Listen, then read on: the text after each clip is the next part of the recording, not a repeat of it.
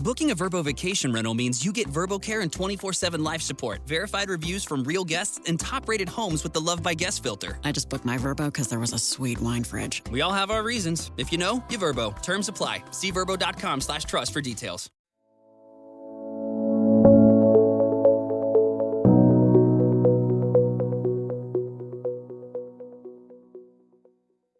Welcome back.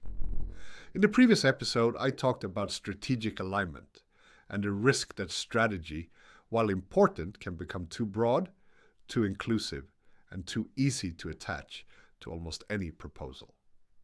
The result is that strategy still sounds serious, but may do less actual filtering work than people imagine. And when that happens, something else has to carry more of the burden of portfolio choice. Very often, that something is prioritization. Prioritization is one of the central rituals of portfolio management. It is where organizations try to turn complexity into order. Competing proposals are compared, criteria are defined, scores are assigned, value is estimated, risk is discussed, alignment is considered, dependencies may be mapped, a ranking begins to emerge. And for many people, this feels like the heart of the portfolio process, the place where disciplined reasoning replaces informal opinion. That is why this episode may sound slightly provocative, because I want to argue that prioritization is both necessary and dangerous. Necessary, because organizations do need ways of comparing more demand than they can support. Dangerous, because prioritization tools often create more confidence than they deserve. Let me say immediately what I do not mean. I do not mean that prioritization is useless. I do not mean organizations should simply rely on instinct, hierarchy, or whoever speaks most persuasively in the room. That would not be maturity. That would just shift the politics into a cruder or form. Some kind of prioritization is unavoidable. Scarcity forces comparison. The question is not whether to prioritize. The question is what happens when prioritization begins to look more objective, more precise, and more complete than it really is. Because that is where the trouble begins. Most prioritization systems promise some combination of fairness, transparency, and discipline. They say, we will not decide purely on instinct. We will make our assumptions visible. We will use criteria. We will compare proposals consistently. We will show why one thing ranked above another. All of that is attractive, and for good reason, especially in large organizations where many stakeholders compete for attention and resources.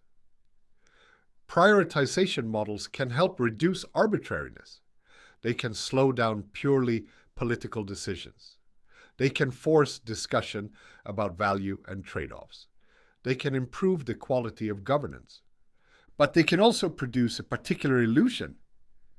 The illusion that because something has been scored, it has been understood. That illusion is subtle, because prioritization models often do produce useful structure. They do help. But once numbers appear, especially neat numbers in a tidy framework, people begin to experience the result differently. It starts to feel firmer, more defensible, more rational. A project has 84 points and another has 76. One is ranked third, another seventh. Criteria have weights, benefits have categories. Risks have been normalized. The portfolio looks like it is revealing its logic. And yet, underneath that clean output, much remains unstable. Where did the numbers come from? Who defined the criteria? Why those weights? What assumptions shaped the benefit estimates? What kinds of value were easy to count and which were hard to represent? Which risks were treated as measurable and which were reduced to vague adjustments? What dependencies were known clearly and which were only partially visible? Which proposals came from teams skilled at writing business cases and which did not? Which ideas fit the institutional language of value better than others? These questions matter because prioritization models do not eliminate judgment. They organize judgment. They structure it. They formalize it. Sometimes they make it easier to challenge, but they never remove it. And once we forget that, the model begins to harden into something it is not. Let us start with a very basic issue. Not all value is equally legible. Some proposals produce benefits that are comparatively easy to describe and count. Cost reduction, time savings, increased throughput, visible service enhancements, measurable adoption gains, reduced manual effort. These fit neatly into portfolio language. Other proposals create value that is real but much harder to quantify convincingly.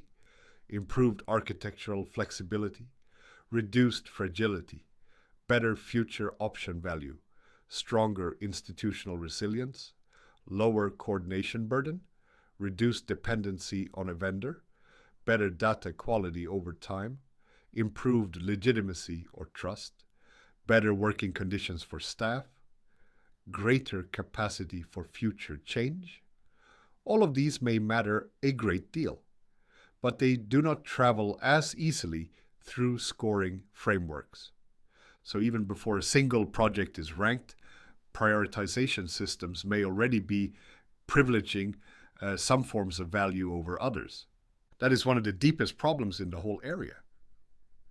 Prioritization does not only compare projects, it also privileges what can be represented well. And because the representation is formal, this privilege often hides itself. It doesn't appear as bias, it appears as method. Suppose an organization is comparing two initiatives. One is a citizen-facing digital service improvement that is likely to improve satisfaction and reduce some administrative handling time. The other is a major identity and access management renewal that will reduce risk, improve security posture, simplify downstream administration, and strengthen the technical foundation for many future changes. Which one should rank higher? The answer depends on many things, but one thing is almost certain. The first initiative will often be easier to present in a simple benefit model. It has clearer user-facing outcomes. It sounds immediate. It produces a more visible story.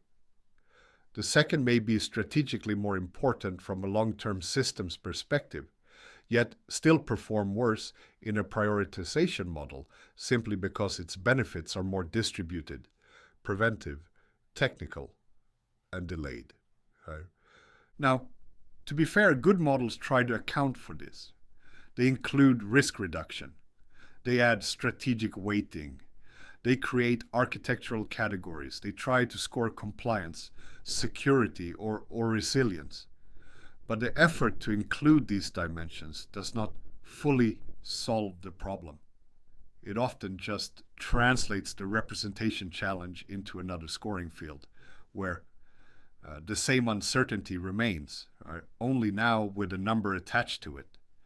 And that number can be misleading, not because it is malicious, but because it gives uncertain judgment the appearance of calibration.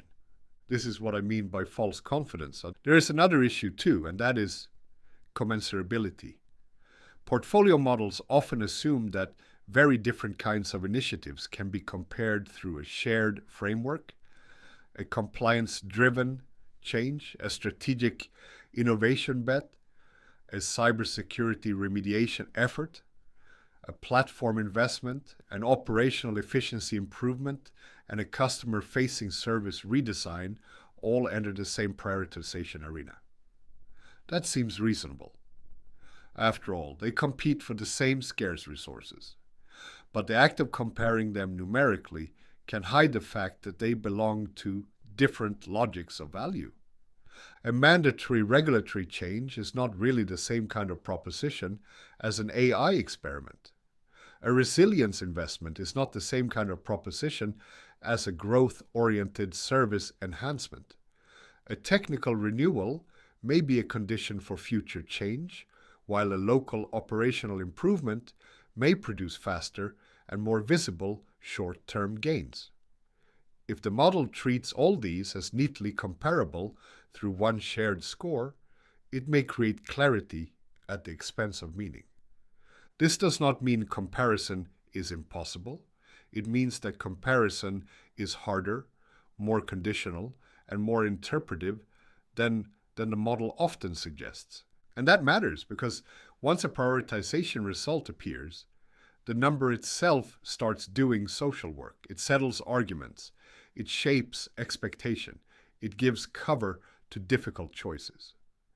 People say the model ranked it lower, or this is objectively our top initiative. The scoring said so. But the model did not discover an objective truth waiting to be found. It formalized a set of assumptions and trade-offs. Useful, perhaps. Necessary, often, but still human. This becomes even more problematic when prioritization is used performatively, which happens more often than many people admit. Sometimes the model is not really there to discover the decision. It is there to support a decision the organization already leans toward. Criteria are chosen, weights are tuned, categories are interpreted, and the result arrives in a way that feels methodologically grounded. Again, not always cynically. Often the people involved genuinely believe the outcome makes sense. But the existence of a model can make it harder to see how much shaping has already occurred before the final score appears. So prioritization can become a kind of legitimizing technology. It does not simply support thought. It also supports institutional acceptability. That is one reason people are often reluctant to question prioritization outputs. To question the result can sound like questioning fairness itself. If the model is supposed to protect the organization from arbitrary decision-making, then challenging the model may sound like a return to politics or favoritism. But in reality, refusing to question the model may just hide politics inside the model instead. This is why mature portfolio governance does not treat scoring outputs as conclusions. It treats them as inputs to further thinking. Let me make this concrete with a scenario. Imagine an organization is prioritizing 4 initiatives for the next planning cycle. One is an upgrade to a public-facing digital service. One is a core data cleanup and integration effort. One is a major cybersecurity hardening initiative. One is a workflow automation project for a heavily burdened internal function. The organization applies a standard prioritization model with criteria such as strategic alignment, expected value, urgency, cost, feasibility, and risk.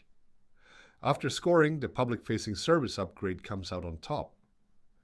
It has high visibility, good estimated user benefits, reasonable feasibility, and strong alignment language. The cybersecurity effort ranks second. The workflow automation effort ranks third. The deep data cleanup and integration initiative ranks fourth, because its benefits are indirect, its scope is more uncertain, and its near-term outcomes are harder to package. Is that wrong? Maybe not. The top-ranked project may indeed be a good choice.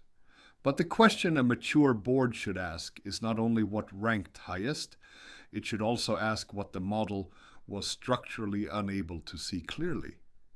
If the data initiative ranked low because its benefits are weak, that is one thing. If it ranked low because the model consistently underrepresents enabling infrastructure and long horizon option value, that is something else entirely. That distinction is crucial. Bad score can mean a weak project, but it can also mean a weak representation of the project. And if portfolio leaders do not keep that in mind, prioritization begins to punish complexity rather than illuminate it. There is also the issue of granularity. Models often imply a level of precision that the underlying estimates do not support. Teams may spend large amounts of time debating whether something deserves a 4 or a 5 on a criterion whose underlying meaning is already fuzzy. Weighted sums are calculated down to decimal points. Rankings are ordered tightly. Yet the confidence interval around the underlying judgment may be enormous. The difference between first and fourth may look decisive in the sheet while being highly unstable in reality. This is one of the strangest habits in organizational governance. People who are perfectly aware that forecasting is uncertain, that benefits are partly speculative, that scope may shift, and that interdependencies are only partly known, may still participate in scoring exercises that imply a level of exactness the situation does not really justify. Why does that happen? Because precision feels responsible. It feels like governance. It creates the sense that effort has been invested in being fair and analytical. And again, some of that is genuine, but precision is not the same as truth. Sometimes it is just tidiness. There is a deeper cultural issue here too. Prioritization models often reward organizations for appearing consistent. That sounds good, but consistency can become a trap if it overrides reflection. Different initiatives may deserve different evaluative treatment. A mandatory legal requirement should perhaps not be framed in the same decision space as a speculative innovation initiative. A foundational architecture renewal may need a different decision logic than a local service enhancement. Yet many portfolio systems force heterogeneous work through a uniform framework because uniformity feels fair. But uniform treatment is not always intelligent treatment. This is especially important in public organizations and complex IT environments where the portfolio may contain multiple kinds of obligation. Some work is discretionary, some is mandatory, some is reactive, some is enabling, some is protective, some is politically symbolic, some is operationally overdue. If one model tries to reduce all of this to a single ranking logic, then clarity may be gained, but at a cost. That cost is often hidden in the categories of work that repeatedly struggle to rise.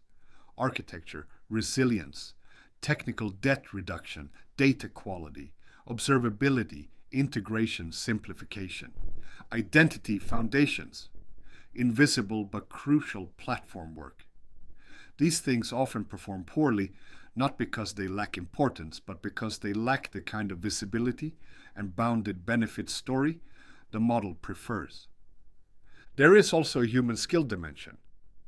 Some teams are simply better than others at shaping proposals to succeed in prioritization frameworks. They know the language. They know how to frame benefits. They know which phrases travel well. They know how to make assumptions sound firm.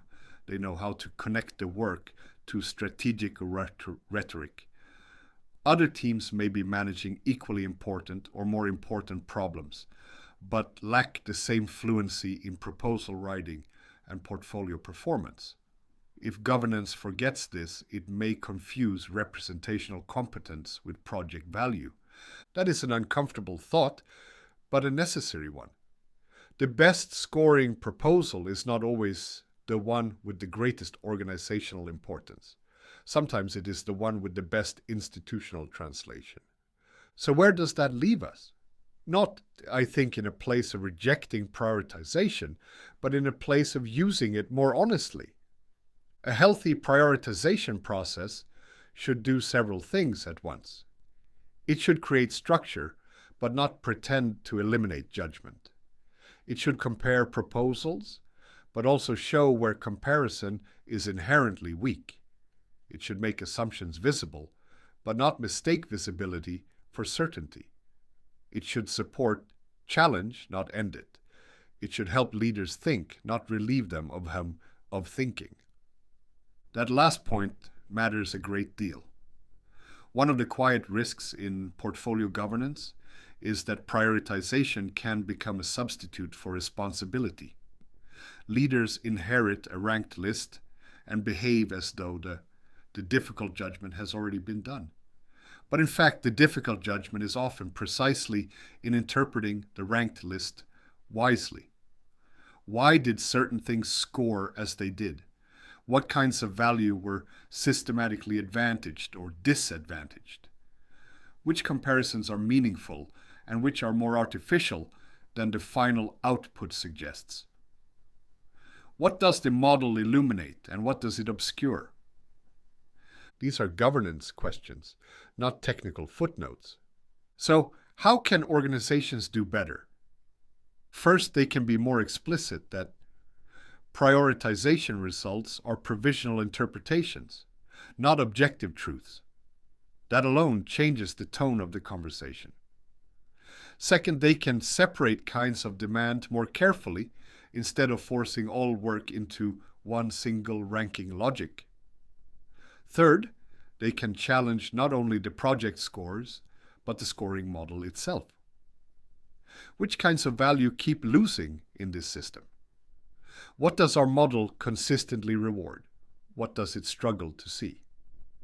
Fourth, they can complement scores with structured narrative discussion rather than letting the numbers end the debate.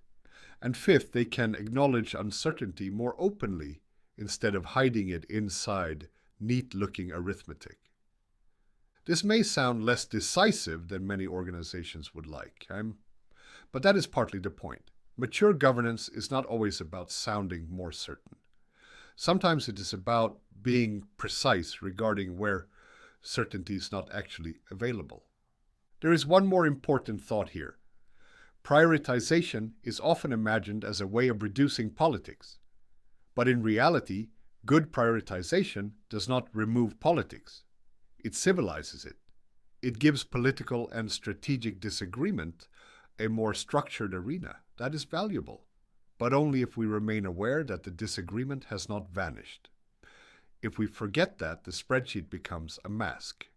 And that brings me to the core argument of this episode. The problem with prioritization is not that it uses criteria, scores, or models. The problem is that it can tempt organizations into believing that difficult judgments have become objective simply because they have become numerical. It can privilege what is legible over what is important.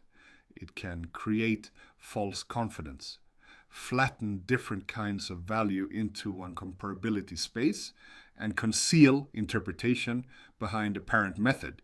Used well, prioritization is a disciplined aid to thought. Used badly, it becomes a source of premature closure. A mature portfolio does not ask prioritization to do the impossible. It does not ask it to remove ambiguity, neutralize institutional preference, or deliver a pure ranking of value. It asks it to help structure choice while remaining honest about the fact that the choice is still, in the end, a human act. Thank you for listening. In the next episode, I want to turn to a topic that many organizations are struggling to place properly in the portfolio: AI. Not as a fashionable add-on, but as a serious governance question. Because AI initiatives do not all belong to the same category, and they do not behave like ordinary IT projects in any simple way. So next time, I want to ask, are AI projects innovation, hype, experimentation, capability building, or something else altogether? And before we close, let me leave you with one question for your own organization. When a project in your environment scores highly, do people treat that as the beginning of a deeper conversation or as the end of one? Ready or not, summer is coming, and Wayfair's Memorial Day clearance is on now. Right now through May 25th, get up to 70% off everything home at Wayfair. Plus, score amazing doorbuster deals all sale long and surprise flash deals on Memorial Day. We're talking thousands of products at every style and budget. Now is the time to save big on must-haves for your patio, backyard, and beyond. These savings won't last, So don't wait. Shop Wayfair's Memorial Day clearance now through May 25th. Wayfair, every style, every home.